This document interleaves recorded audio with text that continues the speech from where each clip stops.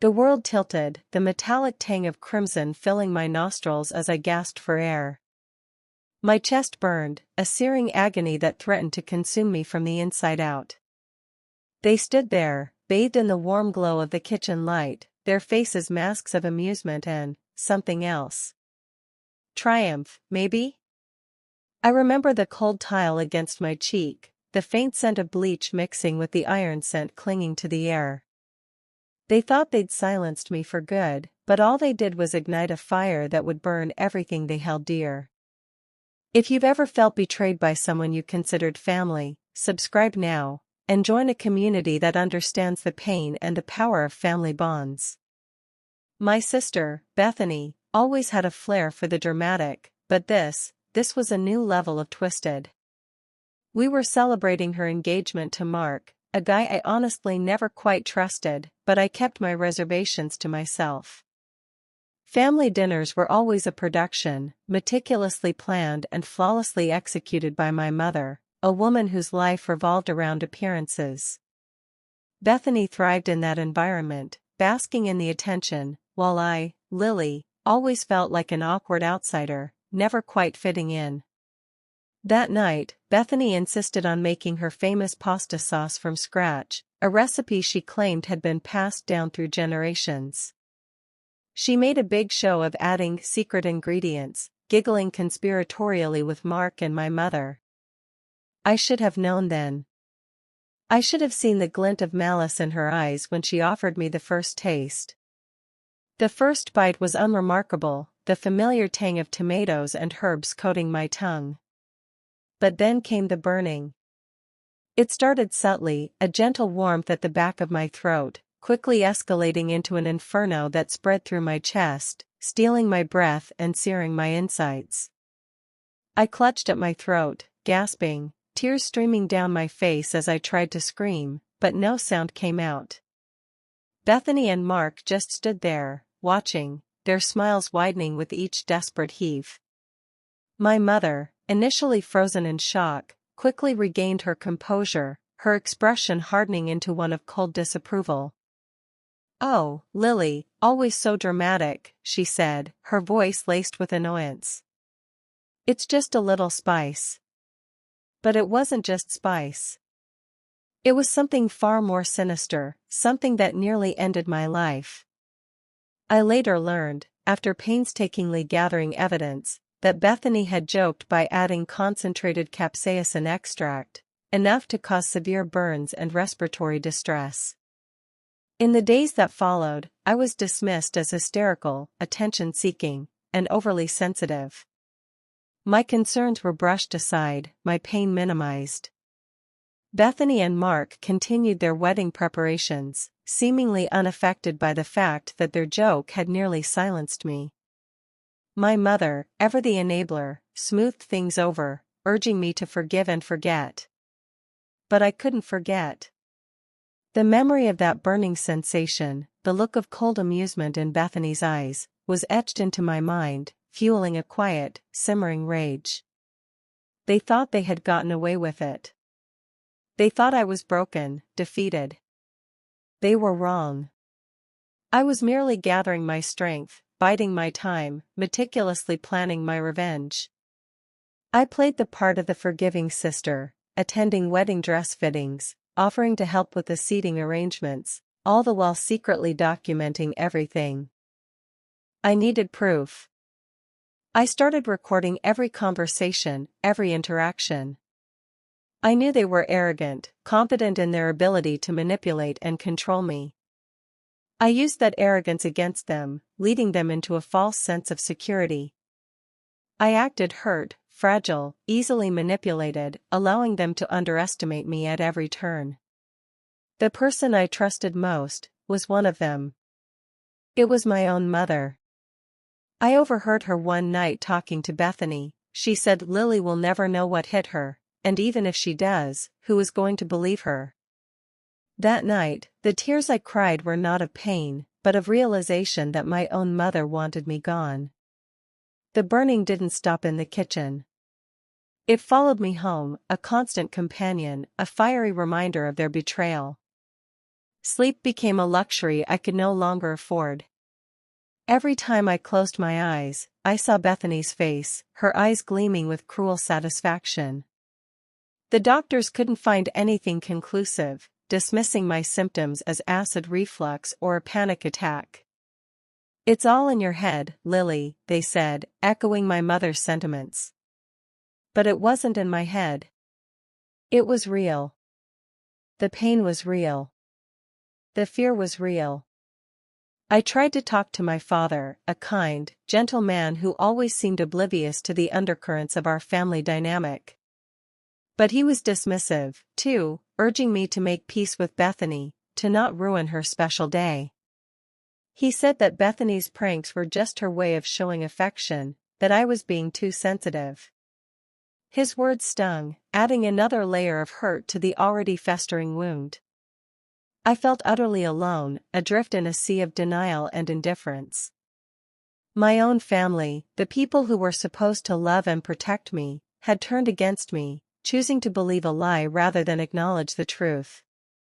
The wedding preparations continued, a constant, agonizing reminder of their deception. I was expected to participate, to smile and congratulate Bethany, to pretend that everything was normal. I forced myself to go through the motions, attending bridal showers and bachelorette parties, all the while battling nausea and crippling anxiety. Each event felt like a twisted game, a test of my ability to maintain the facade of normalcy while silently plotting my revenge. I spent hours researching capsaicin extract, learning about its effects, its dangers, its potential uses. I discovered that concentrated doses could cause not only severe burns but also long-term damage to the esophagus and stomach lining. I also learned that it was difficult to detect, especially if the victim was already prone to digestive issues. This knowledge fueled my anger, solidifying my resolve. They had not only tried to silence me, they had also tried to destroy my health, my future. My attempts to expose Bethany and Mark's cruelty were met with resistance and disbelief. When I tried to confide in my friends, they dismissed my concerns as jealousy or paranoia. "You're just jealous that Bethany's getting married," they said. "You always try to make everything about you." Their words were like daggers, twisting in the already open wounds of betrayal. I realized that I was truly alone in this fight, that no one would believe me unless I could provide irrefutable evidence. That's when I decided to take matters into my own hands. I started documenting everything, meticulously recording every conversation, every interaction, every suspicious detail. I installed hidden cameras in the kitchen and living room, hoping to catch them discussing their crime, revealing their true intentions. I knew it was a risky move, but I was desperate. I needed proof, not just for myself, but for the world. Sleepless nights were spent poring over medical journals and online forums, searching for answers, for validation. The weight of the injustice pressed down on me, a suffocating blanket of anger and despair. I lost weight, my skin turned pale, and dark circles formed under my eyes. I was a shadow of my former self, consumed by a burning desire for retribution. But beneath the surface of my despair, a flicker of hope remained. I knew that I was stronger than they thought, more resilient than they imagined. They had underestimated me, mistaking my silence for weakness. They would soon learn the true meaning of the phrase "hell hath no fury like a sister scorned." I was gathering evidence, preparing my case, meticulously planning my revenge. The wedding was approaching, and with each passing day, the tension mounted. I knew that the final confrontation was inevitable, that the truth would eventually come out. The only question was, would I be ready? Would I have enough evidence to expose their lies and bring them to justice? The stakes were high, but I was determined to win. I would not let them get away with what they had done. I would make them pay. The days bled into weeks, each one a torturous countdown to the wedding. I felt like a ghost in my own life, watching Bethany flit around in her white dress, radiating an almost sickening happiness. Mark, ever the smarmy charmer, would pat me on the back, offering empty words of encouragement, his eyes glinting with a mixture of pity and something else I couldn't quite decipher. They truly believed they had won, that I was too weak, too broken to fight back. My father, bless his heart, tried to mediate, but he was hopelessly out of his depth, unable to comprehend the depth of Bethany's betrayal. He kept saying things like, "Family is all we have, Lily, and you need to let this go," completely oblivious to the fact that my own family was the source of my pain. His inability to see the truth only deepened my sense of isolation. The weight of their deception was crushing, suffocating me, threatening to extinguish the last embers of my spirit. I considered running away, disappearing completely, starting a new life far away from their toxic influence. But then I realized that running away would be admitting defeat, giving them exactly what they wanted. And I couldn't do that. I wouldn't let them win. The thought of them getting away with their crime, of them continuing to live their lives as if nothing had happened, was unbearable. The injustice of it all fueled my anger, transforming it into a cold, unwavering resolve. One particularly dark evening, I found myself standing on the edge of the local pier, the cold wind whipping around me, the dark water churning below. The wedding was only a few days away, and I felt like I was drowning, sinking deeper and deeper into a sea of despair. The temptation to just let go, to end the pain, was almost overwhelming. I closed my eyes, imagining the sweet release of oblivion, the silence, the peace. But then, I saw my reflection in the water, a pale, gaunt figure with haunted eyes. And I realized that if I gave up, I would be letting them win. I would be allowing them to silence me forever. And I couldn't do that.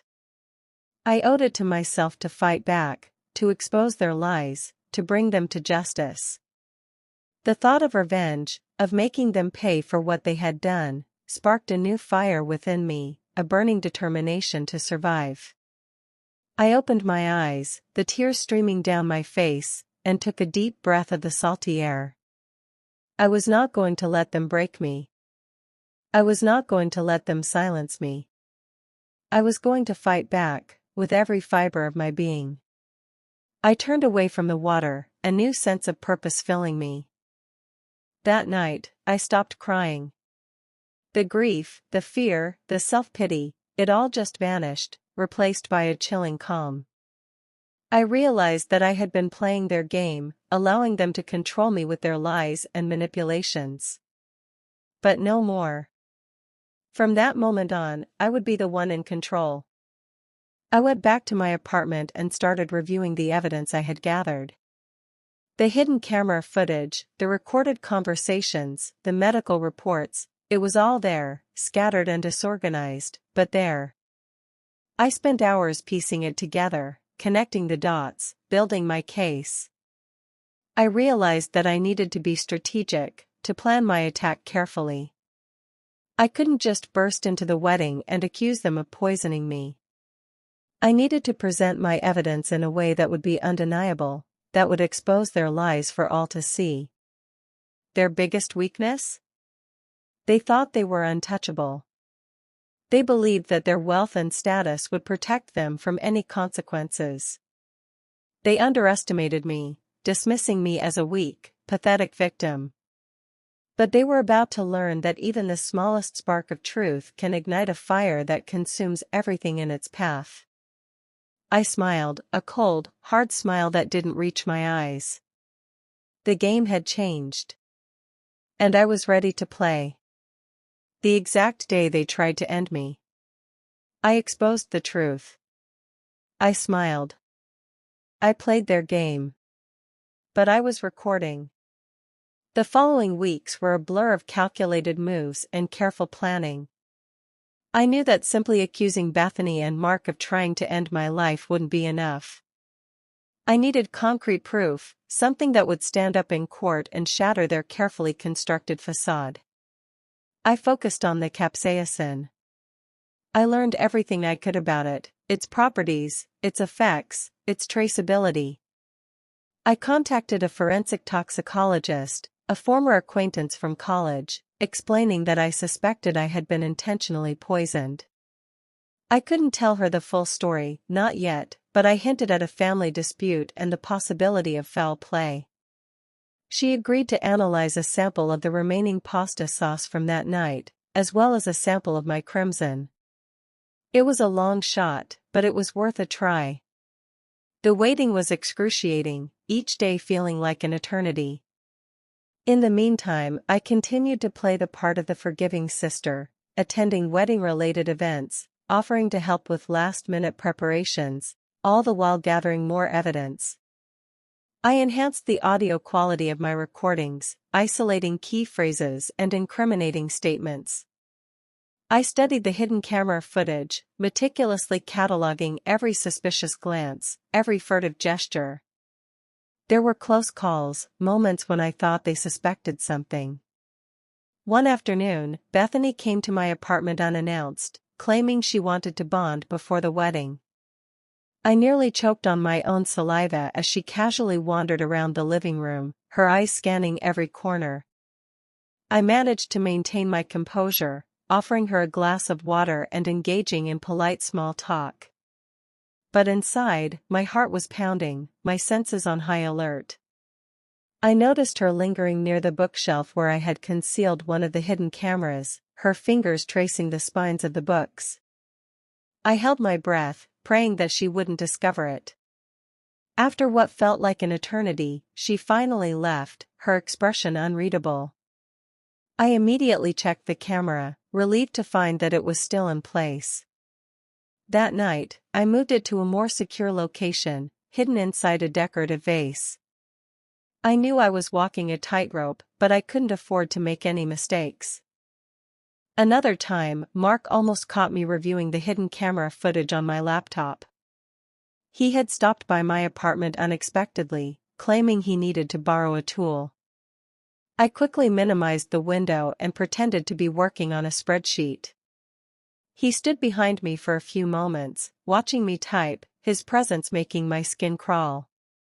"Wedding plans keeping you busy?" he asked, his voice dripping with false concern.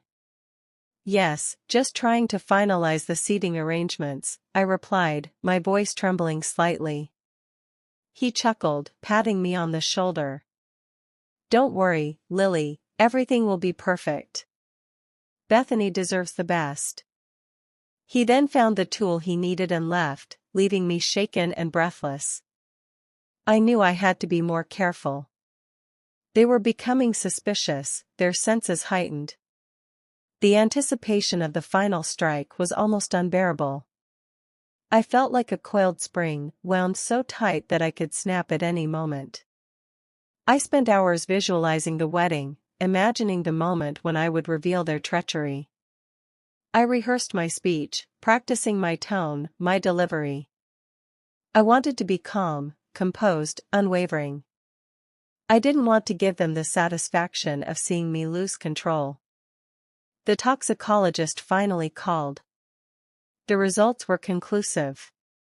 The pasta sauce contained an extremely high concentration of capsaicin extract, far beyond what would be considered normal or accidental. Furthermore, the tests indicated that the capsaicin in my crimson had the same chemical signature as the extract found in the sauce. It was the proof I needed. The plan was set. I contacted a lawyer, a sharp, no-nonsense woman named Ms. Evans. I showed her the evidence I had gathered, the recordings, the camera footage, the forensic reports. She listened intently, her expression growing increasingly grim. When I finished, she leaned back in her chair and took a deep breath. "This is a strong case, Lily," she said. "But it's also a risky one. Your family will likely deny everything, and they have the resources to make things very difficult for you. Are you sure you want to go through with this?" I looked her in the eye and nodded firmly. "I have to," I said. "They tried to end me, and they can't be allowed to get away with it." Ms. Evans agreed to represent me, but she cautioned that the legal process would be long and arduous. She advised me to prepare myself for a media storm, for public scrutiny, for the possibility that my own family would turn against me. I was ready. I had come too far to back down now. The wedding was tomorrow. The stage was set. The final act was about to begin. The wedding day dawned bright and deceptively cheerful, the sun casting a golden glow on the meticulously manicured gardens of the estate. The air was thick with the scent of roses and anticipation, a stark contrast to the icy dread that gripped my heart. I moved through the motions of getting ready, my movements mechanical and detached. The hairdresser fussed over my curls, the makeup artist applied layers of foundation to conceal the dark circles under my eyes, and my mother, oblivious to the storm brewing beneath the surface, beamed with pride. "You look beautiful, Lily," she said, her voice thick with emotion. "I'm so glad you and Bethany have put your differences aside." I forced a smile, the muscles in my face aching with the effort. If only she knew the truth. If only she knew the depths of Bethany's betrayal. The dress I wore felt like a costume, a disguise I needed to wear to play my part in this twisted charade. As I looked in the mirror, I barely recognized myself. The girl staring back at me was a stranger, a shell of my former self, hardened by anger and fueled by revenge. But beneath the surface, the fire still burned, waiting for the moment to ignite. The ceremony was a blur of vows and forced smiles. I watched as Bethany and Mark exchanged rings, their faces radiant with what appeared to be genuine happiness. The guests applauded, showering them with confetti and well wishes. I clapped along, my hands feeling numb and detached. The priest droned on about love and commitment, his words echoing hollowly in my ears. I couldn't help but wonder if Bethany and Mark felt any guilt, any remorse for what they had done. Did they ever lie awake at night, haunted by the thought of their actions? Or were they simply sociopaths, incapable of empathy or compassion? I pushed the thought aside, focusing on the task at hand. The reception was about to begin, and that's where I would make my move. I excused myself to the ladies' room, my stomach churning with nerves. I splashed cold water on my face, took a deep breath, and reminded myself of everything I had been through. I was not going to let them win. I was not going to let them get away with this. I reapplied my lipstick, straightened my dress, and walked back into the ballroom, ready for war.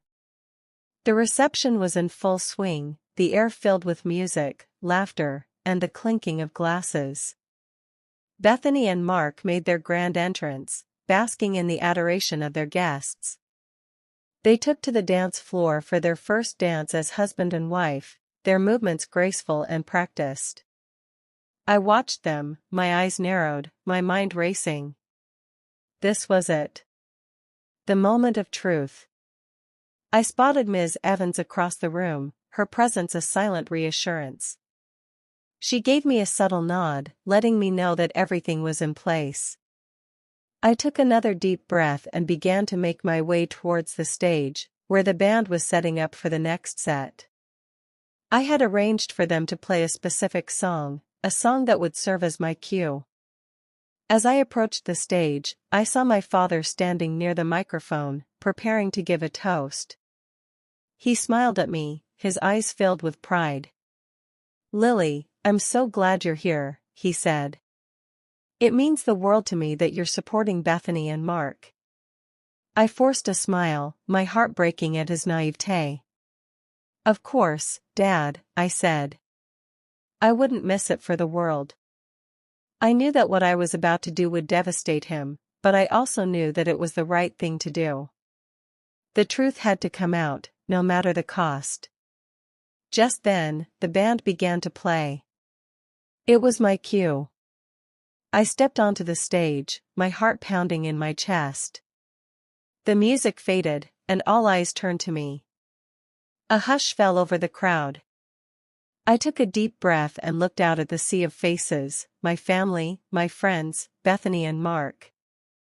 "I have something to say," I announced, my voice clear and steady. Something that everyone needs to hear. Bethany's face paled, and Mark's eyes narrowed. They knew. They knew what was coming. My father looked at me, his expression a mixture of confusion and concern. "Lily, what are you doing?" he asked, his voice trembling slightly. I ignored him and continued to speak. "For months, I have been living a lie," I said. "A lie perpetuated by the very people I thought I could trust." I paused, letting my words sink in. My own sister, Bethany, and her soon-to-be ex-husband, Mark, have been secretly poisoning me. A collective gasp rippled through the crowd. Bethany and Mark exchanged panicked glances. "That's absurd!" Bethany exclaimed, her voice shrill. "Lily, you're being ridiculous." "I have proof," I said, my voice unwavering. "Proof that will expose their lies and bring them to justice." I signaled to Ms. Evans, who stepped forward and handed me a USB drive. I plugged it into the laptop on the stage and projected the hidden camera footage onto a large screen behind me. The footage showed Bethany and Mark discussing their plan to poison me, their voices cold and calculating. The crowd gasped again, their faces a mixture of shock and disbelief. The video played on, revealing the truth about their cruelty, their manipulation, their attempt to end my life. As the evidence mounted, Bethany and Mark's faces grew ashen. They tried to deny it, to claim that the footage was doctored, but no one believed them. The forensic reports confirming the presence of capsaicin extract in the pasta sauce and in my crimson were also displayed on the screen, leaving no room for doubt. My father stood there, stunned, his face a mask of disbelief. He looked at Bethany, his eyes filled with hurt and betrayal. "Bethany, is this true?" he asked, his voice barely a whisper. Bethany burst into tears, her facade crumbling. I can explain," she stammered. But it was too late. The truth was out. The game was over. The police arrived, sirens blaring, and escorted Bethany and Mark away in handcuffs. The guests watched in stunned silence, the festive atmosphere completely shattered. I stood on the stage, feeling a sense of relief wash over me. It was finally over. I had done it. I had exposed their lies and brought them to justice. But as I looked at my father, his face etched with pain and disappointment, I knew that the road ahead would be long and difficult. The fallout from this would be devastating, and my family would never be the same. But I also knew that I had done the right thing.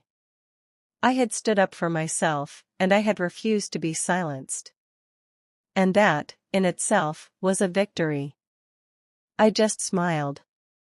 The crimson and blue lights of the police vehicles pulsed against the ballroom windows, painting the stunned faces of the wedding guests in an unsettling tableau. Bethany, her elaborate updo now disheveled, sobbed uncontrollably as officers led her away. Mark, ever the calculating one, maintained a stony silence, his eyes darting around the room as if searching for an escape route that wasn't there. My father stood frozen, a statue carved from grief and disbelief. He looked from Bethany to me, his eyes pleading for an explanation, a denial, anything to make sense of the nightmare unfolding before him. But there was nothing I could say. The truth had spoken for itself. The following days were a whirlwind of legal proceedings, media scrutiny, and fractured relationships. The story exploded online, trending on every social media platform. The hashtags #PoisonBride and #SisterRevenge dominated the internet. The public was captivated by the drama, the betrayal, the sheer audacity of Bethany and Mark's scheme. The court case was a circus, a battle of lawyers and expert witnesses. Bethany and Mark's defense team argued that I was mentally unstable, that I had fabricated the evidence out of jealousy and spite. They tried to paint me as the villain, a scorned sister seeking revenge for imagined slights. But Ms. Evans was relentless, presenting the evidence with precision and unwavering conviction. The hidden camera footage, the forensic reports, the witness testimonies, it all painted a damning picture of their guilt. The trial dragged on for weeks, each day bringing new revelations and deepening the chasm within my family. My mother, torn between her daughters, remained neutral, refusing to take sides. My father, devastated by Bethany's actions, struggled to reconcile the image of the daughter he loved with the monster she had become. He visited her in jail, hoping to understand, to find some glimmer of redemption. But Bethany remained defiant, blaming me for everything, accusing me of ruining her life. In the end, the jury found Bethany and Mark guilty on all charges, including attempted aggravated battery. They were sentenced to significant time, their lives irrevocably shattered. Their wealth and status, the very things they had believed would protect them, proved to be meaningless in the face of the truth. The wedding estate, once a symbol of their success, became a crime scene, a reminder of their downfall. Their friends and associates deserted them, their social circle vanished. They were pariahs, ostracized and condemned by society. As for me, I was left to pick up the pieces of my shattered life. The ordeal had taken its toll, leaving me emotionally and physically drained. I struggled with anxiety and trust issues, haunted by the memory of Bethany and Mark's betrayal. I underwent therapy, working to heal the wounds and rebuild my sense of self. I reconnected with old friends, people who had known me before the drama began, people who saw me for who I was, not for what I had been through. My relationship with my parents remained strained, but we were slowly working towards reconciliation. It would take time, but I was hopeful that we could eventually find a way to heal and move forward. I moved away from the city, seeking a fresh start in a new environment. I found a quiet little town by the sea, where I could focus on my writing and rediscover my passion for life. I adopted a rescue dog, a scruffy terrier mix named Lucky, who became my constant companion and brought me immeasurable joy. Looking back, I don't regret what I did. It was a difficult, painful, and emotionally taxing experience, but it was necessary. I had to expose the truth, not only for myself but for anyone who had ever been victimized by those who believed they were untouchable. I learned that even the smallest spark of truth can ignite a fire that consumes everything in its path. I learned that silence is not always golden, and that sometimes, you have to speak up, even when your voice trembles. I learned that family is not always blood, and that sometimes, the people closest to you can be the ones who hurt you the most. And I learned that revenge, while not sweet, can be a necessary tool for survival. They lost everything. I just smiled. Revenge isn't sweet. It's necessary. Would you have done the same? Let me know in the comments. Subscribe for more justice.